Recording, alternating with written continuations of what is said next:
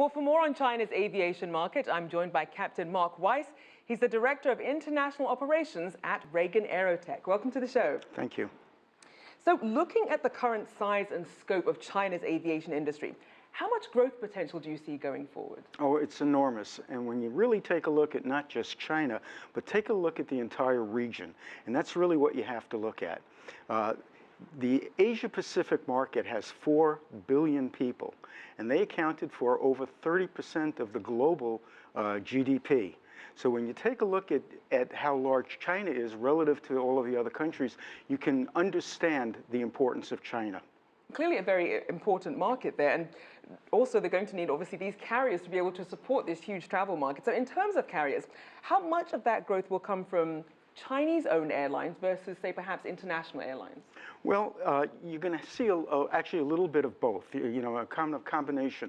The international carriers, particularly within the region, and primarily a lot of the low-cost carriers are going to be coming into the market. The international carriers, China has been, it's sometimes difficult to get good landing slots into some of the Beijing, Guangzhou, Shanghai airports because of the availability of airspace. The airspace limitations, which are very tightly controlled by the PLA in China, makes it difficult for foreign carriers to get good slots going in there. So that's going to be an issue. There are going to be more and more Chinese aircraft coming onto the marketplace, and that's going to take a lot of the airspace. Now, another thing that's obviously bringing the region together is the One Belt, One Road initiative, and that obviously gets a lot of attention in terms of its goals and its size. How does air travel fit into that? Well, the Chinese government alone put $40 billion into that initiative. As they're expanding, and remember, that's going from the east coast of China as far west as Paris and Brussels. I mean, that's an enormous amount of area to cover. And anytime you're going to bring commerce into the region, air travel, and particularly when you say you're going to build these new airports within the next number of years, the commerce that's going to develop and the air travel market is going to expand exponentially. Now, what do you see perhaps in terms of challenges in growing the market there? Well, there's a number of challenges, and it's not necessarily unique just to China. But certainly, China's going to need, you saw how many aircraft they're going to be purchasing. Who's going to crew those aircraft? Well, that's one of the big challenges. There's a lack of qualified pilots globally trying to fill the seats on those airplanes. China has been using a lot of expatriates to fill those seats.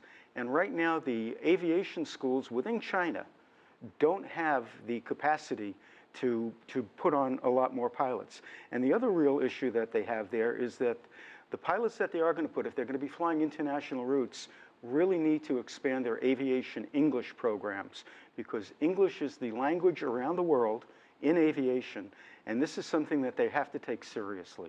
And as a former pilot yourself, what would you say would create a more welcoming environment to really encourage more pilots? Because as you mentioned, they're going to need a lot more pilots, especially over the next 20 years, to really keep up with the demand.